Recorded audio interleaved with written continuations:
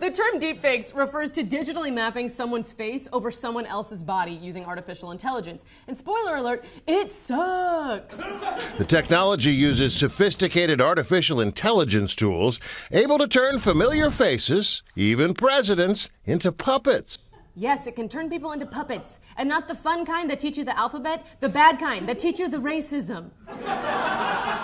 And the technology to do this isn't exactly brand new. In fact, here's an example of it being used back in 2007 for an Orville Redenbacher commercial. But I want to say that it is actually deepfakes because it might be hard to spot as it is seamlessly done. Just really, really good. Almost impossible to see. You guys are going to see what I'm talking about. And it's just incorporated with the utmost tact and respect for the memory of Orville Redenbacher. You know, what am I doing? You guys just have to see it for yourself. Mwah. Hello, I'm Orville Redenbacher. These MP3 players get lighter every day. Would you believe this little baby holds 30 gigs? Ah! Kill it! Fucking kill it! Ah! I mean, why? I have so many thoughts. First of all, why does everyone look terrified in that commercial? It's a popcorn commercial. Also, why is he talking about MP3 players?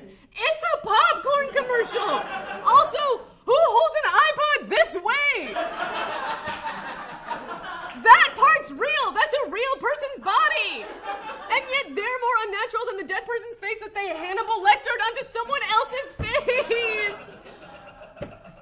Also, that was someone's big break. Look, if you're gonna marionette someone's dead loved one to marvel at iPods, at least stay true to the spirit of the man and make it clear that he's probably listening to a podcast on race science. I heard it's pretty good. I don't know. As the years have gone on, this technology has gotten notably better, even to the point that Peter Cushing was able to be digitally resurrected for Star Wars Rogue One, and Paul Walker was able to be given a send-off in the 7th Fast and Furious movie. A moment that had bros shedding a tear and calling up their best friends and saying,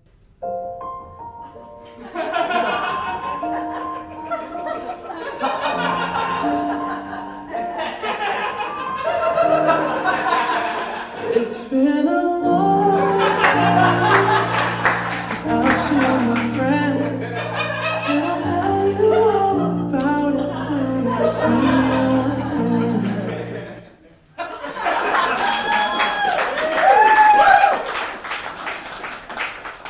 in the past year or so, this technology has become so easy to come by that people are able to create deepfakes in their own home. This has led to people making things like Nicolas Cage be all the friends, to making Nicolas Cage be the Joker, to a third fun thing that I'm sure has to do with Nicolas Cage being inserted into another much-beloved movie. I'm just waiting for the prompter to catch up. It's happened sometimes. Any second now. Here it comes. Oh, no, it's porn. Okay. These computer-generated videos, known as deepfakes, are being used to put women's faces on pornographic videos without their knowledge or their consent. And right now, there is very little recourse for the people who are the victims of this. Oh my God, you're telling me that men aren't getting consent for their fake celebrity fuck vids? Who would have guessed? And I will say, though, it's a testament to the human spirit that when given any kind of invention or innovation in any way, we will try to find a way to fuck it. The second this technology became widely available, websites were overcome with a tsunami of fake celebrity porn to the point where Pornhub took a stand and banned all deep fake content. Like this. You'll like it better, or my name isn't Orville Redenbacher. Oh, no! Don't make him hump the popcorn! That is someone's Graham. However, it should be noted that by taking a stand against this kind of content, Pornhub has done more for women on this issue than actual lawmakers. So, from all of us here at the news, thank you, Pornhub.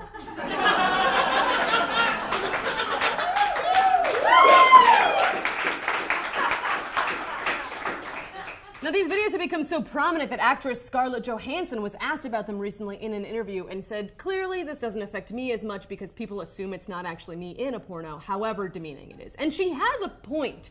The fame that makes her a target for this kind of thing does protect her in the same way that when there's a bank robbery, the police don't put out a warrant for Ronald Reagan. However, as we roll into the 2020 election, the worry now begins to shift into what the creation of these videos could mean for our democracy. After all, thousands of people in 2016 were willing to believe stories about Hillary Clinton having months to live, to her going to jail, to her straight up having people murdered like she's Tywin Lannister. Hillary sends her regards. Now, just throw in a video of her saying these things, and it doesn't matter how poorly made it is, people will believe it. And if you think that only Republicans are able to fall for this, you are so incredibly wrong, as shown by this video that went viral last May. Dear people of Belgium, this is a huge deal. As you know, I had the balls to withdraw from the Paris Climate Agreement, and so should you. I mean, what? Thousands of people hate Donald Trump so much that they were willing to believe that this is real, which is clearly fake because Donald Trump isn't saying, "That's you, then you," right there. That's the thing that's wrong with this video. In the years since that video was made, these forgeries have only gotten better, and if people decide to use them to influence the election, you won't need a deepfake to see us all get screwed.